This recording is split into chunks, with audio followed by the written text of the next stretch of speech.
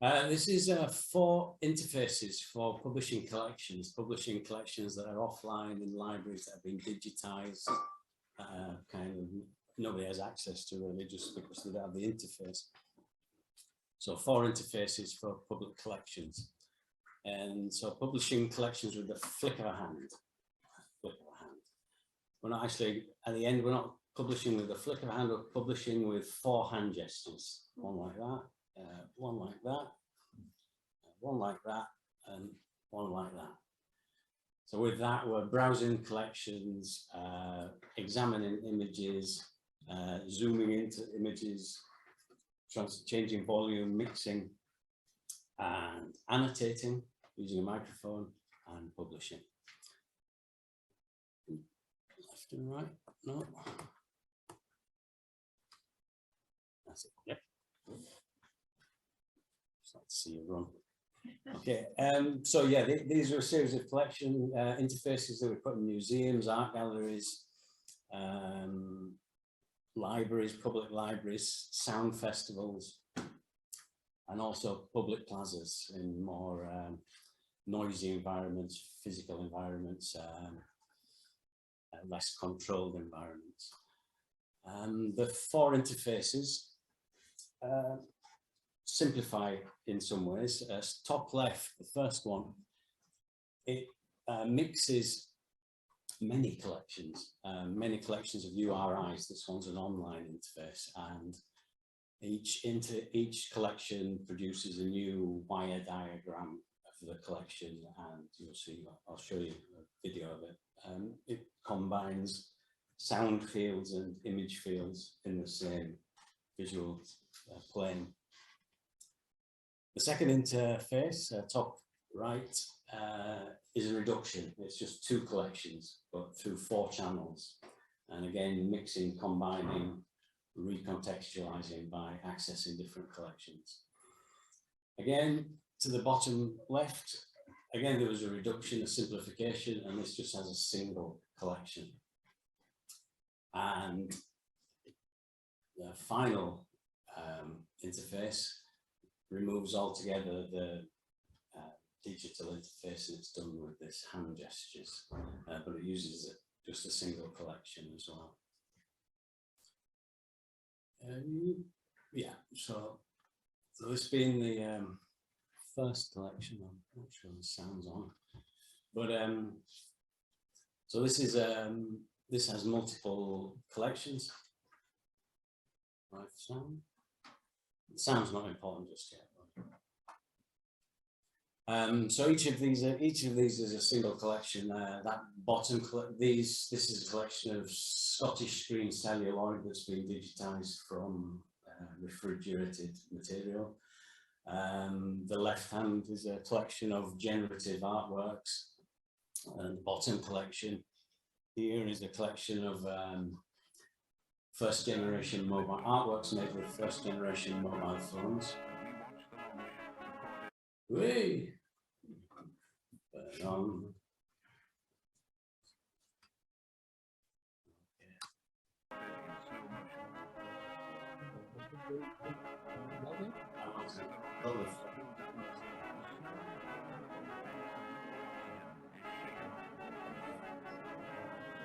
So as you see, it starts to generate, combine different sound fields that are coming from different collections.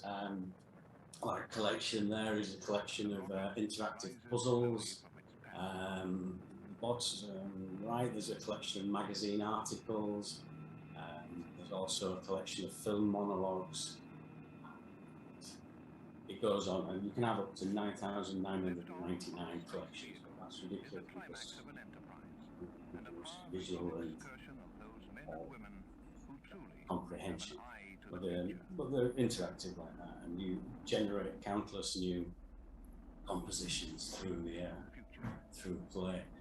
So this was first developed as a performance tool and was used live. It then became a website. It was online for like 15 years or 12 years, and was exhibited as an artwork in itself.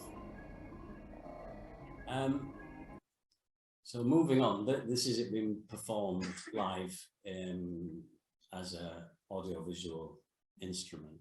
It was used with different musicians and different performers, and that's in a public plaza in Spain. So that led to this second interface, which oh, here we go.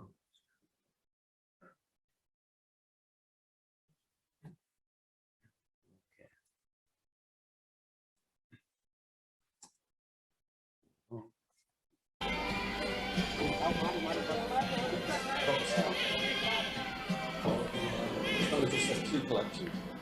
It has a collection of posters that were digitised by the Library of SNMAA in Barcelona, a collection of Spanish Civil War posters, and it was a second collection of audio field recordings from Catalonia. And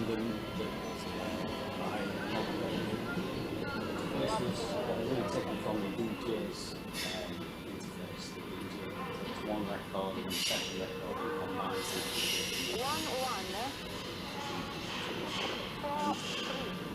So you could see the posters, you could combine two channels worth of posters and two channels of sound.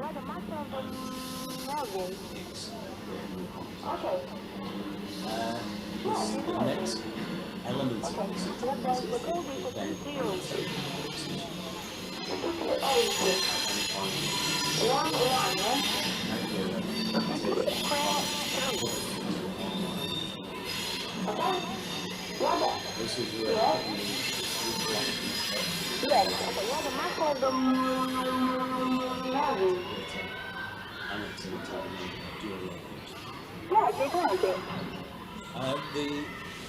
by having this performance element to it, a large screen sports in the line, people gather around. Quite a central point for conversation about collections and for interacting in real space. So in the Library of Sant Cugat, there's a living lab where citizens look at possible uses for technology and arts. So we took the modular components of the previous interface and invited people to bring their own digital collections. And using a large touch screen, we'd use different modules and combinations of modules to see what were the most effective, most interesting, most useful way of interacting with digital collections. And